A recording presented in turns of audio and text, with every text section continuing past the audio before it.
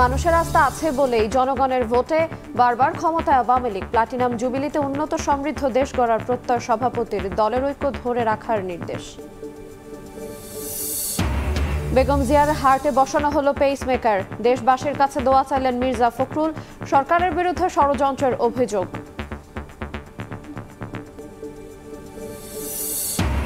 ছেলের ছাগলকাণ্ডের পর এনবিআর ও সোনালী ব্যাংক থেকে সরানো হলো মতিউর রহমানকে। অনিয়ম তদন্তে দুদক। দ্বিতীয় দফায়ও জবাব দিতে আসেননি বেনজির। চিঠিতে অবস্থান ব্যাখ্যা। পানি কমতে শুরু করায় বাড়ি ফিরছেন সিলেট অঞ্চলের বানভাসী মানুষ। বিধ্বস্ত ঘরে স্মৃতির খোঁজ। সুনামগঞ্জেও বেরিয়ে আসছে ক্ষতচিহ্ন। মাথা গোজার ঠাঁই নিয়ে অনিশ্চয়তা। এবং ইটালি দূতাবাসে মাসের পর মাস আটকা 20,000 বাংলাদেশের পাসপোর্ট। বন্ধ হতে পারে দেশটির শ্রমবাজার। 20% ওয়ার্ক পারমিটই নকল, বলছেন রাষ্ট্রদূত।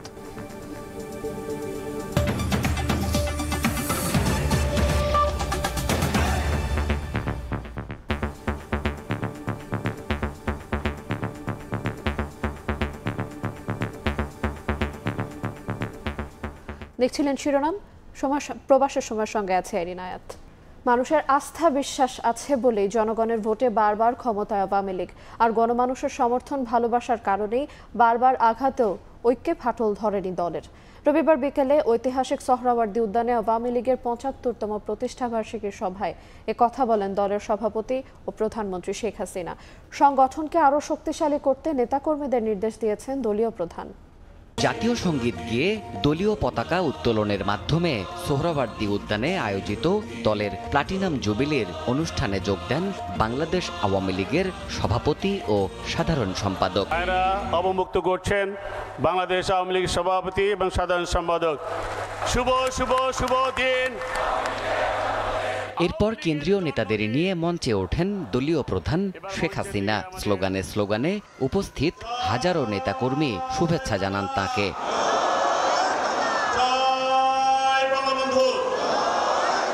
অনুষ্ঠান শুরু হলে সাংস্কৃতিক মঞ্চে উপস্থিত শিল্পীদের পরিবেশনায় ফুটিয়ে তোলা হয় বঙ্গবন্ধু, মুক্তিযুদ্ধ ও সংগ্রামের গীতি নৃত্য। মঞ্চে বসে সেসব আয়োজন দেখেন সরকার প্রধান।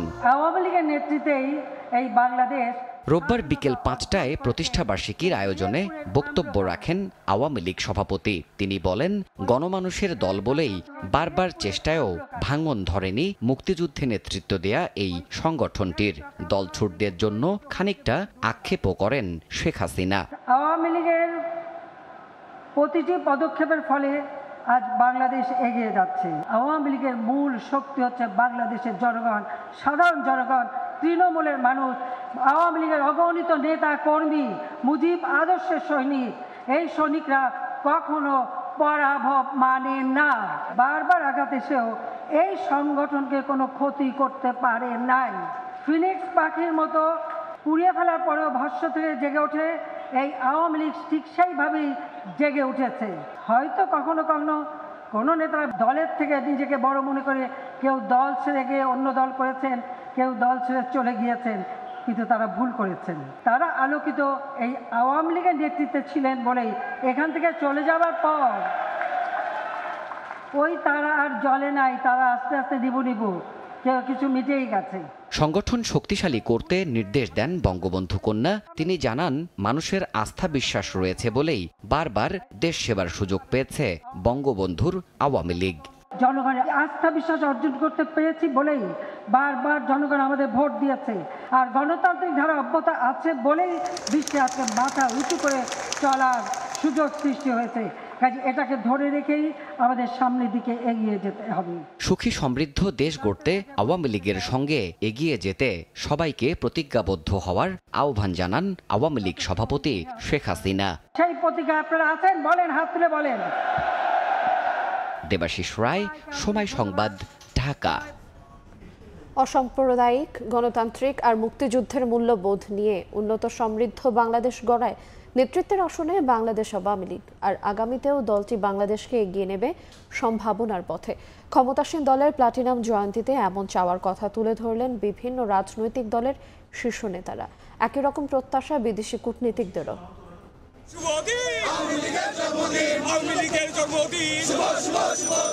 সংগ্রাম, সংকল্প, সতত শপথে জনগণের সাথে গৌরবময় পথ চলার ৭৫ বছরে উপমহাদেশের অন্যতম প্রাচীন রাজনৈতিক দল বাংলাদেশ আওয়ামী লীগ। জাঁকজমক আর উৎসবের আবহে তৃণমূল থেকে কেন্দ্র সব পর্যায়ের প্রতিনিধিরা।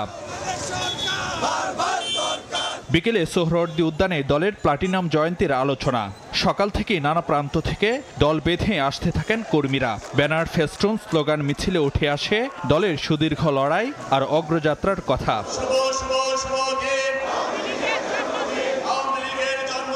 ক্ষমতাসীন আওয়ামী লীগের প্লাটিনাম জয়ন্তী উদযাপনের আনুষ্ঠানিকতায় উপস্থিত হন বিরোধী দল জাতীয় পার্টি সহ সমমনা বিভিন্ন রাজনৈতিক দলের শীর্ষ নেতারা। জাতিরাষ্ট্র গঠনে আওয়ামী লীগের নেতৃত্ব দেয়া থেকে শুরু করে বাংলাদেশের এগিয়ে চলায় দলটির অবদান উঠে আসে তাদের ভাষ্যে। জানান আগামীর প্রত্যাশার কথাও। জাতির প্রত্যাশা অনেক, কারণ এই আওয়ামী লীগ অনেক দিয়েছে। আশা করি এই সাফল্যকে ধারণ করে আওয়ামী লীগ বর্তমানের সংকট মোকাবেলা করে দেশটাকে সামনের দিকে এগিয়ে নিয়ে যাওয়ার যথাযথ ভূমিকা রাখবে। বাংলাদেশ প্রতিষ্ঠার ক্ষেত্রে যেমন ভূমিকা পালন করেছে, তেমনি হয় বাংলাদেশের উন্নয়ন অগ্রগতিতে সে একই ভূমিকা পালন করবে। ন্যায্য আন্দোলনে সবসময় তারা জনগণের পাশে থাকবেন এবং দুস্থ মানুষের সেবায় সবসময় যারা ছিলেন ওই ঐতিহ্য তারা সামনের দিকে বজায় রাখবেন। উপস্থিত বিদেশি কূটনীতিকদের শুভেচ্ছা বাণীতেও সিক্ত হয় বাংলাদেশের মুক্তি সংগ্রামে নেতৃত্ব দানকারী আর টানা চতুর্থবার রাষ্ট্র ক্ষমতায় অধিষ্ঠিত Bangladesh Awami League. In Russia we highly appreciate the policy which is run by Awami League.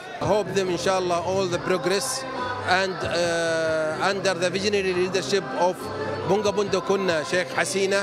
বক্তব্যে আওয়ামী লীগ সাধারণ সম্পাদক বলেন, সব ষড়যন্ত্র ভেদ করে উন্নত বাংলাদেশ গড়ার লক্ষ্যে এগিয়ে যাচ্ছে গণমানুষের দল আওয়ামী লীগ। 15ই আগস্ট, 21শে আগস্টের যারা মাস্টার মাইন্ড, সেই অশুভ শক্তির বিরুদ্ধে আমাদের আজ ঐক্যবদ্ধ হতে হবে। সমাবেশে আসা নেতাকর্মীদের প্রত্যাশা, মুক্তির পথ দেখানো আওয়ামী লীগের হাত ধরেই পূরণ হবে উন্নত বাংলাদেশের স্বপ্ন। আমাদের মুক্তিযুদ্ধের। ফারুক ভিয়া, রবিন, সময় সংবাদ, ঢাকা। বিএনপি চেয়ারপারসন বেগম খালেদা জিয়ার হার্টে পেসমেকার স্থাপন সফলভাবে সম্পন্ন হয়েছে। তবে 24 ঘন্টার আগে কিছুই বলা যাচ্ছে না বলে জানিয়েছেন তার ব্যক্তিগত চিকিৎসকরা। বেগম জিয়ার হৃদযন্ত্রে পাওয়া 3টি ব্লকের একটিতে আগেই রিং পরানো হয়েছিল। ডক্টর জাহিদ হোসেন অভিযোগ করেন, শুক্রবার গভীর রাতে বেগম জিয়া অসুস্থ হয়ে পড়লে অ্যাম্বুলেন্স ও ইনজেকশন দিতে অপারগতা জানিয়েছিল ইউনাইটেড হাসপাতাল কর্তৃপক্ষ। হাসপাতালে চিকিৎসাধীন বিএনপি চেয়ারপারসন বেগম খালেদা জিয়ার হার্টে পেসমেকার স্থাপন সফলভাবে সম্পন্ন করেছেন চিকিৎসকরা। রোববার দুপুরের পরে শুরু হওয়া এই অস্ত্রোপচার শেষ হয় সন্ধ্যার পর। রাজধানীর এভারকেয়ার হাসপাতালের চিকিৎসকরা পেসমেকারটি স্থাপন করেন। রাতে বেগম জিয়ার ব্যক্তিগত চিকিৎসক গণমাধ্যমকে জানান, সফলভাবে অস্ত্রোপচার শেষ হলেও 24 ঘন্টার আগে বিএনপি নেত্রীর শারীরিক অবস্থা নিয়ে এখনই কিছু বলা যাচ্ছে না। শারীরিক অবস্থা বিবেচনায় বেগম খালেদা জিয়া এখনও সিসিইউতে আছেন জানিয়ে ডাক্তার জাহিদ বলেন, এর আগে তার হার্টে 3টি ব্লক ধরা পড়েছিল, যার একটিতে রিং পরানো আছে। প্রথম টেম্পোরারি পেসমেকার, পরবর্তীতে পার্মানেন্ট পেসমেকার লাগিয়ে আজকে এই মুহূর্তে উনি ক্রিটিক্যাল কেয়ার ইউনিটে চিকিৎসকদের সার্বিক তত্ত্বাবধানে নিবিড় পর্যবেক্ষণে রয়েছে। আগামী 24 ঘন্টা না গেলে কোনো অবস্থাতেই তার শারীরিক অবস্থা সম্পর্কে এই মুহূর্তেই কোনো ধরনের কমেন্ট করা খুবই বিব্রতকর হয়ে যেতে পারে। বিএনপি চেয়ারপারসন গভীর রাতে অসুস্থ হওয়ার পর অ্যাম্বুলেন্স ও ইনজেকশন সহযোগিতা চাইলে তার বাসার পাশে অবস্থিত ইউনাইটেড হাসপাতাল কর্তৃপক্ষ তা দিতে রাজি হয়নি বলেও অভিযোগ করেন ডাক্তার জাহিদ। আমি পার্শ্ববর্তী হাসপাতালে টেলিফোন করেছিলাম একটি অ্যাম্বুলেন্স দিয়ে আমাদেরকে একটু সাহায্য করার জন্য, এবং 2 অ্যাম্পল ইনজেকশনের জন্য তাদেরকে অনুরোধ করেছিলাম ইউনাইটেড হসপিটালের ডিউটি ম্যানেজার চিকিৎসকদেরকে, বাট কারণ তাদের বক্তব্য ছিল রোগী তো আমাদের হাসপাতালে ভর্তি হবে না। গত শুক্রবার শ্বাসকষ্ট বেড়ে গেলে রাত 3টার দিকে অ্যাম্বুলেন্সে করে হাসপাতালে নেওয়া হয় সাবেক প্রধানমন্ত্রী বেগম খালেদা জিয়াকে। এরপরই ভর্তি করা হয় করোনারি কেয়ার ইউনিট সিসিইউতে। 78 বছর বয়সী বেগম খালেদা জিয়া ডায়াবেটিস, আর্থ্রাইটিস ছাড়াও হৃদরোগ, ফুসফুস, লিভার, কিডনি সহ বিভিন্ন জটিল রোগে ভুগছেন। দিন মোহাম্মদ সাব্বির, সময় সংবাদ, ঢাকা। এদিকে বেগম জিয়ার শারীরিক অবস্থার কথা জানাতে গিয়ে আবেগ আপ্লুত হয়ে পড়েন মির্জা ফখরুল ইসলাম আলমগীর। বলেন, প্রতিহিংসার বশবর্তী হয়ে সরকার উন্নত চিকিৎসার জন্য বিদেশে যেতে দিচ্ছে না বিএনপি নেত্রীকে। প্রধানমন্ত্রীর ভারত সফরের সমালোচনা করে বিএনপি মহাসচিব বলেন, দিল্লির সেবাদাসে পরিণত হওয়ার কারণেই তিস্তা চুক্তি হয়নি।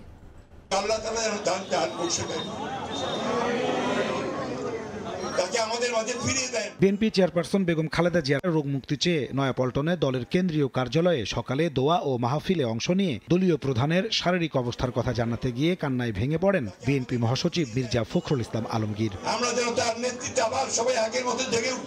মির্জা ফখরুল অভিযোগ করেন, প্রতিহিংসার বশবর্তী হয়ে সরকার বিদেশে উন্নত চিকিৎসা না দিয়ে বেগম খালেদা জিয়াকে মৃত্যুর দিকে ঠেলে দিচ্ছে। মাল্টিভেরিয়াস যে ডিজিজেস আছে, অসুখগুলো আছে, এই অসুখগুলো চিকিৎসা করতে হলে একটা মাল্টিডিসিপ্লিনারি হসপিটাল উন্নত দেশে উন্নত মানের প্রয়োজন। হত্যা করার উদ্দেশ্যে, তাকে রাজনীতি থেকে সরিয়ে দেওয়ার উদ্দেশ্যে তাকে কোন রকম চিকিৎসার সুযোগ দেওয়া থেকে বঞ্চিত রেখেছে। প্রধানমন্ত্রীর ভারত সফরের সমালোচনা করে বিএনপি মহাসচিব বলেন, আওয়ামী লীগ নয়াদিল্লির সেবাদাসে পরিণত হওয়ার কারণেই তিস্তা চুক্তি হয়নি। সফরে বাংলাদেশ নয়, ভারতই লাভবান হয়েছে বলেও দাবি তার। আজকে ভারতের কাছে তারা সেবাদাসে পরিণত হয়ে গেছে, পুরোপুরি মাথা নিচু করে নতজানু পররাষ্ট্রনীতি চলছে। সরকারের নতজানু পররাষ্ট্রনীতি দেশকে দুর্বল করছে বলেও অভিযোগ করেন মির্জা ফখরুল ইসলাম আলমগীর। নাজমুস সালেহী, সময় সংবাদ, ঢাকা। শুধু সমালোচনার ঝড়ই নয়, আলোচিত কোরবানির ছাগল এবার থাবা বসিয়েছে রাজস্ব বোর্ড কর্মকর্তা মতিউর রহমানের পদে। এনবিআর থেকে সরিয়ে এবার তাকে সংযুক্ত করা হলো অর্থ মন্ত্রণালয়ের অভ্যন্তরীণ সম্পদ বিভাগে। একই সঙ্গে সোনালী ব্যাংকের পরিচালক পদ থেকেও অব্যাহতি দেওয়া হয়েছে। এদিকে আলোচিত এই কর্মকর্তার সম্পদ অনুসন্ধানে 3 সদস্যের কমিটি গঠন করেছে দুদক।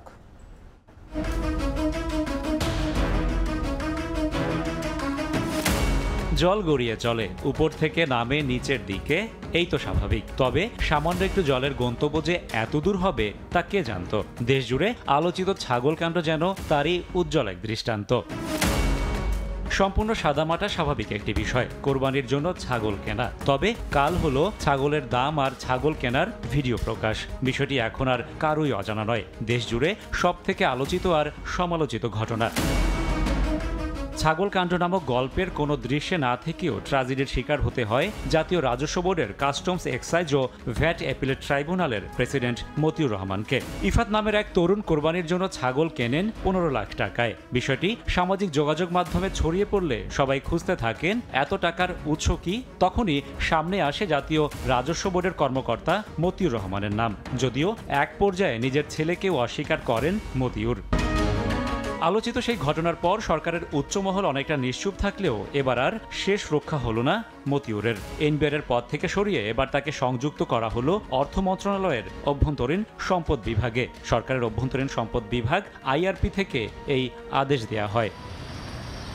ছাগলকাণ্ডের পর তার অবৈধ সম্পদের অভিযোগ তদন্তে 3 সদস্যের কমিটি গঠন করেছে দুর্নীতি দমন কমিশন। একজন উপপরিচালককে আহ্বায়ক করে 3 সদস্য বিশিষ্ট একটি টিম গঠন করা হয়েছে। এই টিম ইতোমধ্যে কার্যক্রম শুরু করেছে। 1994 সালে সরকারি চাকরিতে যোগ দেওয়া মতিউর রহমান পড়ালেখা করেছেন ঢাকা বিশ্ববিদ্যালয়ের ফিনান্স বিভাগে। এর আগেও তার বিরুদ্ধে দুর্নীতির অভিযোগ ওঠে। রাশেদ বাপ্পি, সময় সংবাদ, ঢাকা। খোঁজ নেই পুলিশের সাবেক মহাপরিদর্শক বেনজির আহমেদের। 16 দিন সময় নিয়েও দুদকে হাজির হননি তিনি। তবে 2 দিন আগে তিনি আইনজীবীর মাধ্যমে চিঠিতে নিজের অবস্থান ব্যাখ্যা দিয়েছেন বলে জানিয়েছেন দুদক সচিব। সোমবার তার স্ত্রী মেয়েরা হাজির না হলে তাদের বিরুদ্ধে ব্যবস্থা নেওয়া হবে বলে জানান তিনি। পুলিশের সাবেক মহাপরিদর্শক বেনজির আহমেদের বিরুদ্ধে অবৈধ সম্পদ অর্জনের অভিযোগের পরিপ্রেক্ষিতে চলতি বছরের 28 মে দুদকে হাজির হতে চিঠি দেয়া হয় দুদকের পক্ষ থেকে। সময় নির্ধারণ করা হয় জুন মাসের 6 তারিখ। কিন্তু আসেননি তিনি। প্রতিনিধির মাধ্যমে চিঠি পাঠিয়ে সময় আবেদন করেন। প্রথম তারিখে না আসলে তাকে আরেকটা সুযোগ দেওয়া যায়। আবেদনের পর সময় দিয়ে 23 জুন দুদকে হাজির হতে তলব করা হয় বেনজির আহমেদকে। এদিনও দুদকে হাজির হননি তিনি। এমনকি কোথায় আছেন তিনি সে বিষয়েও নিশ্চিত কোনো তথ্য দিতে পারেনি দুদক। লিখিত বক্তব্য পাঠিয়েছেন, সে তার আইনজীবীর মাধ্যমে তার এবং তার স্ত্রী কন্যাদের সম্পদ অর্জন করার সংক্রান্ত বিষয়ে তার অবস্থানটা আসলে বর্ণনা করেছেন। সোমবার বেনজিরের স্ত্রী ও কন্যারা দুদকের তলবে হাজির না হলে তাদের বিরুদ্ধেও আইন অনুযায়ী ব্যবস্থা নেবে দুদক। অনুসন্ধানকারী টিম তার সকল কিছু বিবেচনায় নিয়ে তারা তাদের সুপারিশ আমাদেরকে দিবেন এবং আমাদের কমিশন এ বিষয়ে সিদ্ধান্ত গ্রহণ করবে। দুদকের আবেদনে এখন পর্যন্ত 3 দফায় বেনজির ও তার পরিবারের সদস্যদের স্থাবর অস্থাবর সম্পদ ক্রোক ও ফ্রিজের আদেশ দিয়েছেন আদালত। আতাউর কাউসার, সময় সংবাদ, ঢাকা। দি প্রিমিয়ার ব্যাংক পিএলসির 4 কর্মকর্তাকে দেশ ত্যাগে নিষেধাজ্ঞা দিয়েছেন আদালত। রবিবার ঢাকা মহানগর সিনিয়র স্পেশাল জজ মোহাম্মদ আশামস জগলুল হোসেনের আদালত দুদকের আবেদনের পরিপ্রেক্ষিতে এই আদেশ দেন। নিষেধাজ্ঞা পাওয়া কর্মকর্তারা হলেন ব্যাংকটির অতিরিক্ত ব্যবস্থাপনা পরিচালক ও নারায়ণগঞ্জ শাখার ব্যবস্থাপক Shahid Hasan Mallik, vice president Mushfiqul Alam, foreign exchange incharge Dipak Kumar Debnath এবং ক্রেডিট ইনচার্জ মোহাম্মদ মেহেদি হাসান সরকার। তারা সবাই ব্যাংকটির নারায়ণগঞ্জ শাখায় কর্মরত আছেন। জানা গেছে 4 কর্মকর্তার বিরুদ্ধে জাল জালিয়াতি, অনিয়ম ও দুর্নীতির মাধ্যমে 43টি সন্দেহভাজন তৈরি পোশাক রফতানিকারক প্রতিষ্ঠানের অনুকূলে প্রায় 3,000 কোটি টাকা ভুয়া ঋণ মঞ্জুর ও আত্মসাৎ সহ মানি লন্ডারিংয়ের অভিযোগ অনুসন্ধান চলছে। এর কারণে তাদের বিদেশ গমনে নিষেধাজ্ঞা আরোপের আবেদন করেন দুদকের উপপরিচালক মোহাম্মদ মোস্তাফিজুর রহমান। তিস্তা পানি বন্টন চুক্তি থেকে পুরোপুরি সরে এসে এবার মহাপরিকল্পনার দিকে এগোচ্ছে ভারত। শনিবার 2 প্রধানমন্ত্রীর বৈঠক শেষে এমন বার্তাই দিলেন নরেন্দ্র মোদী। গবেষকরা বলছেন পানি বন্টন চুক্তির বিকল্প কখনোই মহাপরিকল্পনা হতে পারে না। মহাপরিকল্পনার উদ্যোগ নিয়ে পানি না দিলে শুষ্ক মৌসুমে তা কোনো কাজেই আসবে না। তাদের মতে পানি প্রত্যাহারে পশ্চিমবঙ্গ সরকারের যে একতরফা নীতি তা থেকে সরে আসতে দায়িত্ব নিতে হবে কেন্দ্রীয় সরকারকেই। তারিকুল ইসলামের ক্যামেরায় নাজমুল ইসলাম নিশাতের প্রতিবেদন। উত্তরের বিস্তীর্ণ এলাকার কৃষি ও প্রকৃতি তিস্তার উপর নির্ভরশীল। অভিন্ন এই নদীর পানির ন্যায্য হিস্যার জন্য উজানের দেশ ভারতের দিকে দীর্ঘ সময় ধরে তাকিয়ে আছে বাংলাদেশ। খসড়া চুক্তির রূপরেখা তৈরি থাকলেও ভারতের অভ্যন্তরীণ রাজনীতির কারণে নিরাশা কাটেনি ভাটির দেশের। 2011 সালে তৎকালীন ভারতের প্রধানমন্ত্রী মনমোহন সিং এর বাংলাদেশ সফরে তিস্তা চুক্তিতে সই হওয়ার কথা থাকলেও শেষ মুহূর্তে পশ্চিমবঙ্গের মুখ্যমন্ত্রী মমতা বন্দ্যোপাধ্যায়ের আপত্তির কারণে চুক্তি হয়নি। তবে প্রধানমন্ত্রী শেখ হাসিনার ভারতের 2 দিনের রাষ্ট্রীয় সফরে সবার প্রত্যাশা ছিল এবার সুরা হতে পারে পানি বন্টন চুক্তির। কিন্তু শনিবার 2 প্রধানমন্ত্রীর বৈঠক শেষে নরেন্দ্র মোদী জানান, পানি বন্টন চুক্তি নয়, তিস্তার পানি সংরক্ষণ ও ব্যবস্থাপনা নিয়ে আলোচনা করতে শীঘ্রই বাংলাদেশ যাবে একটি কারিগরি দল। তিস্তা নদী के संरक्षण एवं प्रबंधन पर बातचीत के लिए शीघ्र ही एक टेक्निकल टीम বাংলাদেশ का दौरा करेगी। গবেষকদের মতে ভারতের এমন পরিকল্পনার মধ্য দিয়ে পানি বন্টন চুক্তি অনিশ্চিত হয়ে পড়ল। আর এই চুক্তি ছাড়া ভারতের এই মহা পরিকল্পনা কোনো কাজে আসবে না। 2011 সালের পর 2024 সাল মাঝখানে তিস্তার পানি একতরফা প্রত্যাহার করছে ভারত। ফলে এখন আমাদের কাছে আশা জাগছে বটে, কিন্তু সেই আশা যে খুব মধুর আশা জাগিয়ে তুলছে এটা আমরা মনে করি না। অধিকার কর্মীরা বলছেন, পশ্চিমবঙ্গ সরকারের উপর দায় না চাপিয়ে চুক্তির বিষয়ে কেন্দ্রীয় সরকারকে আন্তরিক হতে হবে। আমরা তিস্তা মহাপরিকল্পনা বাস্তবায়ন করলে ভাঙনের হাত থেকে রক্ষা পাবো, কিন্তু খরাকালে যদি আমরা পানি না পাই তাহলে এই অঞ্চলটা বিপর্যয় নেমে আসবে। ভারতের মহাপরিকল্পনায় আগ্রহ থাকলেও 2 দেশের মধ্যে ক্রমবর্ধমান সম্পর্ক আরও দৃঢ় রাখতে এই চুক্তি দ্রুত বাস্তবায়নের পরামর্শ সংশ্লিষ্টদের। নাজমুল ইসলাম নিশাত, সময় সংবাদ, রংপুর। ভর্তুকি কমানোর নামে সরকার জনগণের কাঁধে বিদ্যুতের দাম বৃদ্ধির খড়গ ফেলছে। বেসরকারি গবেষণা সংস্থা সিপিডির বাজেট আলোচনায় এমন অভিযোগ তুলে ধরেন ক্যাবসহ জ্বালানি বিশেষজ্ঞরা। তাদের দাবি, লুটপাটের নীতির কারণেই নেই দূরদর্শী কোনো কৌশল। দাম বাড়ানোর পরও মিলছে না নিরবিচ্ছিন্ন সরবরাহ। দেশীয় উৎসের ব্যবহার বাড়ানোর সঙ্গে জ্বালানির সংস্থাগুলোর জবাবদিহিতা নিশ্চিতেরও তাগিদ দেন তারা।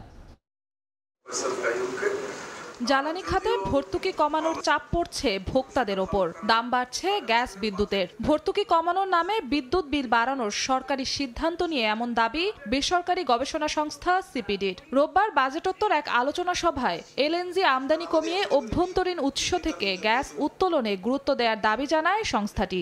গভর্নমেন্ট যেভাবে সাবসিডি ম্যানেজ করতে যাচ্ছে, this is not a sustainable solution. আমরা কম্পিটিটিভ প্রাইসে আমাদের পাওয়ার এনার্জি পাচ্ছি না। একদিকে ভর্তুকি কমছে না, আর একদিকে বিদ্যুতের মূল্য বাড়ানোর জন্য মাথায় রাখা হচ্ছে, এবং আরেকদিকে বিপিসি বর্ধিত মূল্যে মুনাফা করে প্রাইস সেট করছে। এই সময় জ্বালানি খাতের কঠোর সমালোচনা করে বিশ্লেষকরাও বলেন, জ্বালানি খাতকে টেকসই করতে দূর করতে হবে লুটপাট ও দুর্নীতির বাধা। বিদ্যুতের মূল্য নির্ধারণে ভোক্তাদের অংশগ্রহণ নিশ্চিতের দাবিও তোলেন তারা। জ্বালানি খাতে ডিপিসির করাপশনের কথা কে না জানে? আমি জ্বালানি জাস্টিস পাচ্ছি। মূল্যহার নির্ধারণে যদি ভোক্তাদের কথা বলতে না দেওয়া হয়, জ্বালানি বিভাগকে দিয়ে করা হয়, তাহলে এই বাজেট কি এলো আর কি গেল তাতে কিছু যায় আসে? প্রাইসিং এর ক্ষেত্রে রেগুলেটরকে ফিরিয়ে আনতে হবে এবং পুরো ভালোভাবে রেগুলেটরকে শক্তিশালী করতে হবে। তবে সব দাবি উড়িয়ে দিয়ে পাওয়ার সেলের মহাপরিচালক দেন ট্রান্সপোর্ট, অবকাঠামো থেকে শুরু করে নানা খাতের ব্যয়ের হিসাব। দাবি করেন চেষ্টার কোনো ত্রুটি নেই সংস্থাটির। আমরা যখন 3000-4000 মেগাওয়াটের এলওআই দিয়ে চুক্তি স্বাক্ষর করি, আমাদের ইন্টেনশনের ঘাটতিটা কোথায় বল? যেহেতু আমরা ইম্পোর্ট ডিপেন্ডেন্ট হয়ে যাচ্ছি, আমাদের ওয়ার্ল্ড ফুয়েল প্রাইস কমলো, কিন্তু because of the inflated dollar prize আমরা কিন্তু ওই জায়গায় কিন্তু আমরা শত চেষ্টা করে কিন্তু যে দাম যেটা অ্যাডজাস্ট করতে সেটা করে কিন্তু আমরা করতে পারছি না। এ সময় সংসদ সদস্য ও ব্যবসায়ীদের শীর্ষ সংগঠন এফবিসিসিআইয়ের সাবেক সভাপতি একে আজাদও অভিযোগ করেন সরকারের নিরবিচ্ছিন্ন বিদ্যুৎ সরবরাহ নিয়ে। দেন প্রতিটি স্তরে জবাবদিহিতা নিশ্চিতের তাগিদ।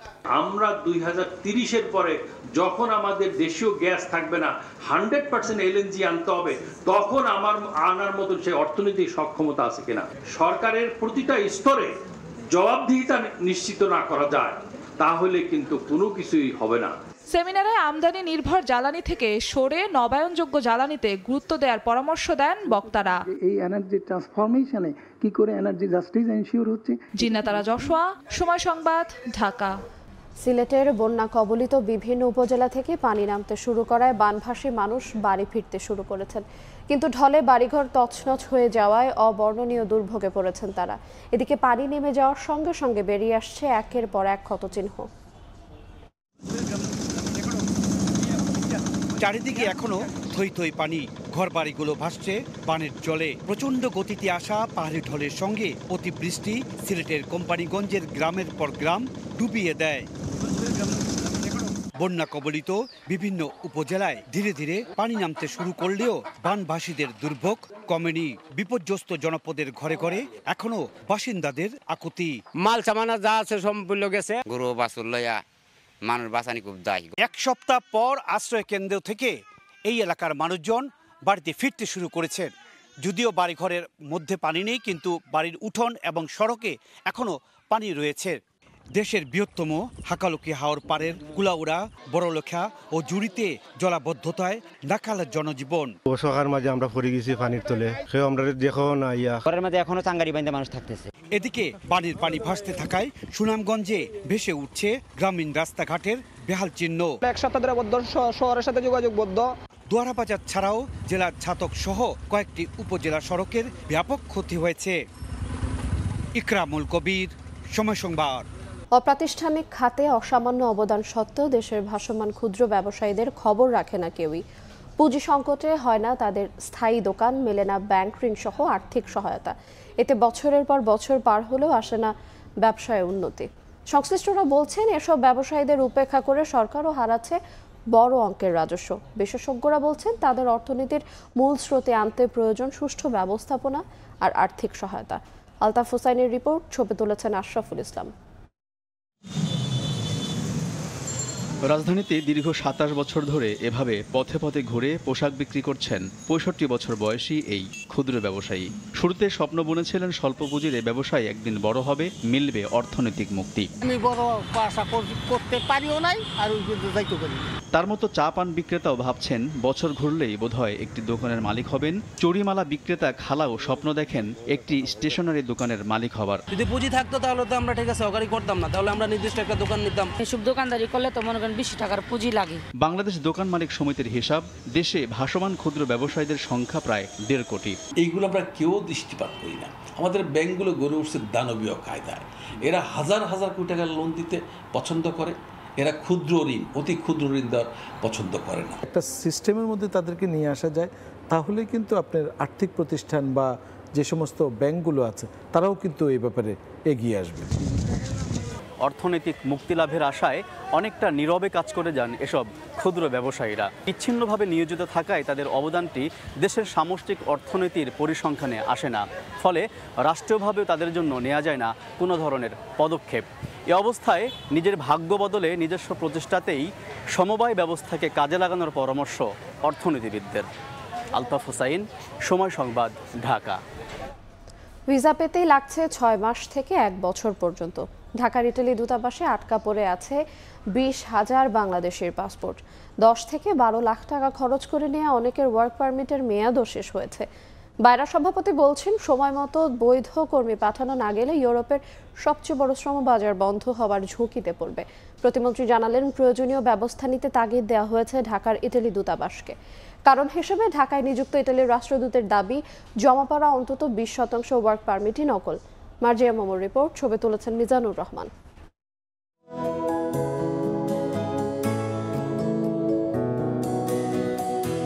ভূমধ্যসাগর পাড়ের দেশ ইতালি বাংলাদেশি কর্মীদের জন্য ইউরোপের সবচেয়ে বড় শ্রম বাজার। অবৈধ পথে অভিবাসন, শ্রম ভিসা কেনাবেচা সহ দুর্নীতির কারণে 2012 থেকে 2020 সাল পর্যন্ত টানা 8 বছর বাংলাদেশি কর্মী নিয়োগ প্রক্রিয়া বন্ধ রাখে ইতালি সরকার। 2021 সালে পুরোদমে আবারও চালু হয় শ্রম বাজারটি।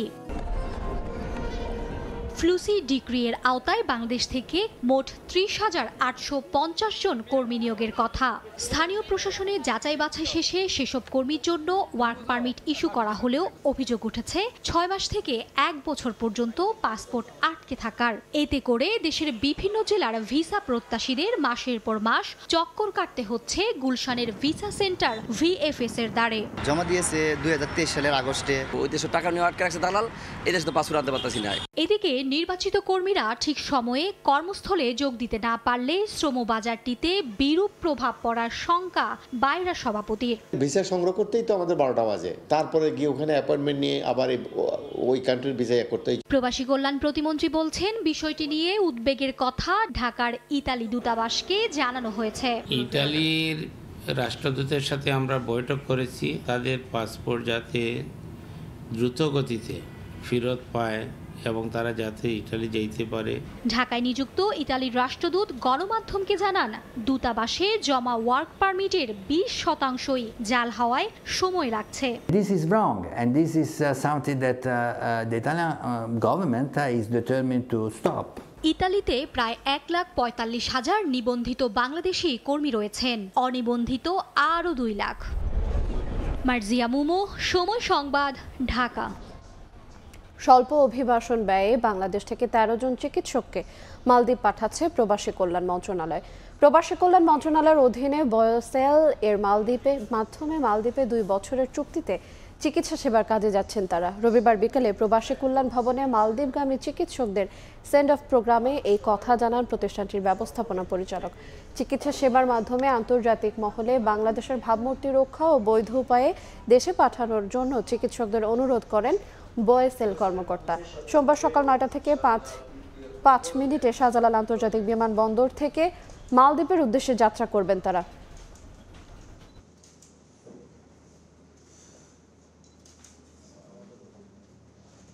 প্রত্যেকের ব্যাংক অ্যাকাউন্ট আছে, আপনারা দয়া করে রেমিটেন্স আকারে আপনাদের অর্থ প্রেরণ করবেন। অর্থাৎ ব্যাংকিং চ্যানেলে যখন আপনার অর্থ আসবে সেটি রেমিটেন্স, আর হুন্ডি করে যদি পাঠান সেটি হলো অনৈতিক অবৈধভাবে দেশে পাঠানো, এটা দেশের অর্থনীতিতে কোনো অবদান রাখবে না। আপনি আজকে মালদ্বীপে আছেন, ওখানে যদি পারফরমেন্স ভালো করেন আপনি অন্য জায়গায় যেতে পারবেন। সুতরাং এই মালদ্বীপ ডেস্টিনেশন যে আপনার শেষ ডেস্টিনেশন এটি আপনাকে বিবেচনা করলে হবে না। এই অভিজ্ঞতা নিয়ে আপনাকে অন্য অন্য জায়গায়ও যাওয়ার সুযোগগুলো নিতে হবে। চলতি মাসে প্রথম 21 দিনে দেশের রেমিটেন্স এসেছে 191,43,70,000 মার্কিন ডলার টাকার অঙ্কে, যার পরিমাণ 22,347 কোটি টাকা। এই ধারা অব্যাহত থাকলে দেশের প্রবাসী আয় ছাড়িয়ে যাবে অতীতের সব রেকর্ড। রবিবার বাংলাদেশ ব্যাংকের হালনাগাদ প্রতিবেদন থেকে এই তথ্য জানা যায়। এর আগে গেল মে মাসে 2020 সালের পর সর্বোচ্চ রেমিটেন্স এসেছিল। গড়ে মে মাসের প্রথম 21 দিনে এর পরিমাণ ছিল 150 কোটি ডলারের বেশি। তার আগে এপ্রিল, মার্চ, ফেব্রুয়ারি ও জানুয়ারির প্রথম 21 দিনে দেশের রেমিটেন্স এসেছিল যথাক্রমে 135 কোটি 87 লাখ, 135 কোটি 3 লাখ, 150 কোটি 36 লাখ ও 142 কোটি 59 লাখ মার্কিন ডলার। সেই হিসেবে চলতি মাসে অনেক বেড়েছে রেমিটেন্স প্রবাহ। শিগগিরই দেশীয় ওয়েবসাইটগুলোর সার্চ ইঞ্জিনকে আরও স্মার্ট করতে কৃত্রিম বুদ্ধিমত্তার ব্যবহার বাড়ানো হবে বলে জানিয়েছেন ডাক, টেলিযোগাযোগ ও আইসিটি প্রতিমন্ত্রী জুনায়েদ আহমেদ পলক। সকালে বিমস্টেক আয়োজিত সেমিনারের সমাপনী অনুষ্ঠানে এ কথা বলেন তিনি। Now we are thinking to replace this traditional government websites or mobile applications or search engines with this GBrain AI tool. We have already finalized our Personal Data Protection Act. This Personal Data Protection Act is going to be very liberal, civil nature of law and very futuristic. আয়োজনের মধ্য দিয়ে বাংলাদেশ আওয়ামী লীগের ৭৫তম প্রতিষ্ঠা বার্ষিকী উদযাপন করছে France Awami League. সেখানকার সবশেষ খবর জানতে এই মুহূর্তে প্যারিসে আছেন রিপোর্টার মোহাম্মদ লুৎফর রহমান বাবু। সরাসরি যাচ্ছি তার কাছে। বাংলাদেশ আওয়ামী লীগের ৭৫তম প্রতিষ্ঠা বার্ষিকী প্লাটিনাম জয়ন্তী ইউরোপের বিভিন্ন দেশে স্থানীয় আওয়ামী লীগ নানা আয়োজনের মধ্য দিয়ে পালন করছে। ফ্রান্সেও রাজধানী প্যারিসে এখানে নানা আয়োজনের মধ্য দিয়ে স্থানীয় আওয়ামী লীগ তাদের দলের ৭৫তম প্রতিষ্ঠা বার্ষিকী পালন করছে। জাতীয় সঙ্গীত পরিবেশনের মধ্য দিয়ে তাদের কার্যক্রম শুরু করে এবং পরবর্তীতে জাতির জন্য বঙ্গবন্ধু শেখ মুজিবুর রহমানের প্রতিকৃতিতে পুষ্পস্তবক অর্পণ করে ফ্রান্স আওয়ামী লীগ, যুবলীগ সহ তাদের অন্যান্য অঙ্গ সংগঠন যেগুলো রয়েছে। এখানে বাংলাদেশে যেমন তাদের দলীয় সভানেত্রী ও প্রধানমন্ত্রী শেখ হাসিনা বলেছেন যতবার এই দলকে ধ্বংস করার চেষ্টা করা হয়েছে ততবারও কিন্তু ফিনিক্স পাখির মতো এই দলের পুনরুত্থান করেছে। ঠিক এমনি ভাবে এখানে যে ফ্রান্স আওয়ামী লীগের নেতৃবৃন্দ রয়েছেন তারাও বলছেন যে একটি দল এবং গোষ্ঠী দীর্ঘদিন থেকে প্রবাসী রয়েছে যারা তাদের এই দলকে ধ্বংস করার জন্য পায়তারা করছে। তবে তারা বলছেন যে তাদের নেতৃবৃন্দ সব সময় সজাগ রয়েছেন এবং যতবারই তাদেরকে ধ্বংস করার চেষ্টা করা হয়েছে ততবারই তারা প্রতিরোধ গড়ে তুলেছেন এবং আগামী দিনও এই প্রতিরোধ তারা চালিয়ে যাবেন। একই সাথে তারা বলছেন যে ২০০৭ সালের পর যখন দলের সংকট তৈরি হয়েছিল বহির্বিশ্বে যে আওয়ামী লীগ ছিল সেই আওয়ামী লীগ দলের পাশে দাঁড়িয়েছিল। এবং একই সাথে আরেকটি জিনিস তারা বলছেন যে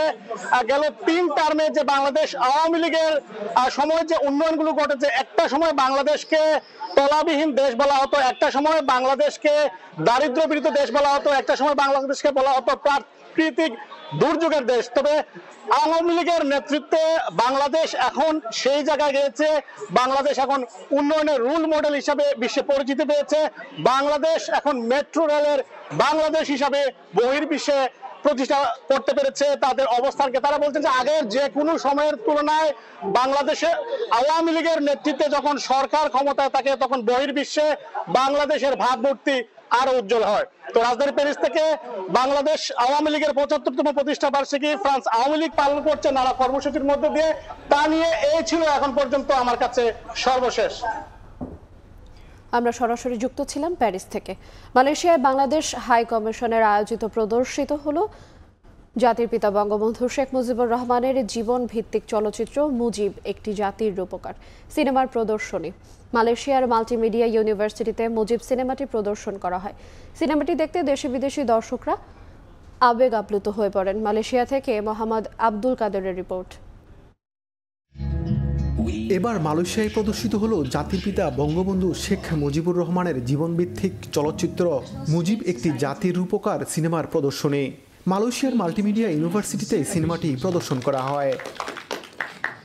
বাংলাদেশ দূতাবাসের আমন্ত্রণে সিনেমা দেখতে উপস্থিত ছিলেন মালয়েশিয়ার পররাষ্ট্র মন্ত্রণালয় সহ বিভিন্ন মন্ত্রণালয়ের প্রতিনিধি সহ অনেক সরকারি কর্মকর্তা। এছাড়াও মালয়েশিয়া নিযুক্ত ভারতীয় হাইকমিশনার BN রেড্ডি, মাল্টিমিডিয়া ইউনিভার্সিটির প্রেসিডেন্ট ও প্রধান নির্বাহী অধ্যাপক এবং বিভিন্ন দেশের কূটনীতিকরা। এছাড়াও বিভিন্ন বিশ্ববিদ্যালয়ের শিক্ষার্থী, ফ্যাকাল্টি মেম্বার এবং মালয়েশিয়ায় বসবাসরত প্রবাসী বাংলাদেশি ব্যবসায়ী, সাংবাদিক, দূতাবাসের কর্মকর্তা ও কর্মচারীরা সিনেমাটি উপভোগ করেন। সিনেমার প্রেক্ষাপট তুলে ধরেন বাংলাদেশের হাইকমিশনার মোহাম্মদ শামীম আহসান এবং ভারতীয় হাইকমিশনার BN রেড্ডি। এই মুভির মাধ্যমে তারা বঙ্গবন্ধুর যে বর্ণাঢ্য জীবন এবং প্রতিটি ন্যায়সঙ্গত আন্দোলনে তার যে উপস্থিতি এবং তিনি যে শুধু বাংলাদেশের বা দক্ষিণ এশিয়ার নেতা নন, তিনি যে সারা বিশ্বের মানুষের কাছে একজন আদর্শ স্থানীয় নেতা, সেই জিনিসটি, সেই বিষয়টি প্রবলভাবে উঠে এসেছে। প্রদর্শনী শেষে প্রবাসী বাঙালি এবং বিভিন্ন দেশের দর্শকরা সিনেমার নির্মাল শৈলীর প্রশংসা করেন। মোহাম্মদ আব্দুল কাদের, সময় সংবাদ, কুয়ালালামপুর, মালয়েশিয়া। সংযুক্ত আরব আমিরাতের দুবাইয়ে এবার গন্ডাগিরি দেখালেন পুলিশ হত্যা মামলার পলাতক আসামি রবিউল ইসলাম ওরফে আরাফ খান। শনিবার দুবাইয়ে বাংলাদেশ কার্নিভালের অনুষ্ঠানে তাকে নিরাপত্তা বাহিনীর বাধার ভিডিও ধারণ করায় সাংবাদিকদের উপর চড়াও হন। এলো পাতারি কিল ঘুষি মারেন বেশ কয়েকজন সংবাদকর্মীকে। দুবাই থেকে শিবলি আল সাদেকের রিপোর্ট। শনিবার সংযুক্ত আরব আমিরাতের দুবাইয়ে বাংলাদেশ কার্নিভালে পুলিশ হত্যা মামলায় সাজাপ্রাপ্ত পলাতক আসামি রবিউল ইসলাম উর্ফে আরাফ খান দলবল নিয়ে জোর করে ঢোকার চেষ্টা করেন। নিরাপত্তা কর্মীরা তাদের বাধা দিলে ক্ষিপ্ত হন আরাফ খান। এই সময় সাংবাদিকরা ভিডিও ধারণ করতে গেলে তাদের উপর চড়াও হন আরাফ খান ও তার সহযোগীরা। ক্যামেরা কেড়ে নেওয়ার চেষ্টার পাশাপাশি যমুনা টেলিভিশনের সংযুক্ত আরব আমিরাত প্রতিনিধিকে মারধর করা হয়। লাঞ্ছনার শিকার হন আরও কয়েকজন গণমাধ্যম কর্মী। অতিথি ও দর্শকদের মধ্যে ছড়িয়ে পড়ে আতঙ্ক। হঠাৎ করে তার সন্ত্রাসী বাহিনী ২০-৩০ জন বাংলাদেশি সন্ত্রাসী বাহিনী নিয়ে কোনো রকম সিকিউরিটি এখানে যারা ছিল তাদেরকে একদম পাত্তা না দিয়ে তোয়াক্কা না করে তারা ভিতরে ঢুকে যান। এখানকার প্রশাসনের পুলিশ বাহিনী এসে এই লোককে, এই অপরাধীকে, এই ক্রিমিনালকে এই হল থেকে বের করে দিয়েছে। আমরা প্রবাসীদের পক্ষ থেকে এই ঘটনার জন্য তীব্র নিন্দা জানাই। এই সময় তাকে শান্ত হওয়ার অনুরোধ করা হলে উত্তেজিত হয়ে নিজেকে ভারতীয় নাগরিক বলে দাবি করেন আরাফ খান। অনুষ্ঠানে বাংলাদেশের রাষ্ট্রপতির ছেলে চলচ্চিত্র প্রযোজক আরশাদ আদনান, বাংলাদেশ কনসুলেট দুবাইয়ের consul general BM Jamal Hossain সহ বাংলাদেশ কমিউনিটির নেতারা উপস্থিত ছিলেন। শিবলি আল সাদিক, সময় সংবাদ, সংযুক্ত আরব আমিরাত। দেশীয় সংস্কৃতির নানা আয়োজনের মধ্য দিয়ে পর্তুগালে ঈদ পুনর্মিলনী করেছে প্রবাসী বাংলাদেশিরা। পর্তুগাল বাংলাদেশ ফ্রেন্ডশিপ অ্যাসোসিয়েশনের উদ্যোগে আয়োজিত এই অনুষ্ঠানকে কেন্দ্র করে রবিবার রাজধানী লিসবনের একটি পার্ক পরিণত হয় প্রবাসী বাংলাদেশিদের মিলন মেলায়। শিশুদের বিস্কুট দৌড়, বড়দের জন্য হাড়ি ভাঙা সহ দেশীয় সংস্কৃতির নানা আয়োজন নিয়ে দিনভর মেতে থাকেন প্রবাসীরা। এছাড়া প্রবাসী শিল্পীদের পরিবেশনায় মনোজ্ঞ সঙ্গীত আয়োজন উপভোগ করেন অংশগ্রহণকারীরা। কর্মব্যস্ত প্রবাস জীবনে খানিকটা প্রশান্তি এনে দিতে এমন আয়োজন বলে জানান আয়োজকরা। এ পর্যায়ে শীর্ষ সংবাদগুলো জানিয়ে দেব আরেকবার। মানুষের আস্থা আছে বলেই জনগণের ভোটে বারবার ক্ষমতায় আওয়ামী লীগ। প্লাটিনাম জুবিলিতে উন্নত সমৃদ্ধ দেশ গড়ার প্রত্যয় সভাপতির। দলের ঐক্য ধরে রাখার নির্দেশ। বেগম জিয়ার হার্টে বসানো হলো পেসমেকার। দেশবাসীর কাছে দোয়া চাইলেন মির্জা ফখরুল। সরকারের বিরুদ্ধে ষড়যন্ত্রের অভিযোগ।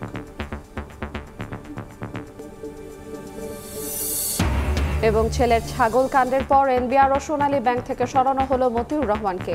অনিয়মের তদন্তে দুদক। দ্বিতীয় দফায়ও জবাব দিতে আসেননি বেনজির। চিঠিতে অবস্থান ব্যাখ্যা।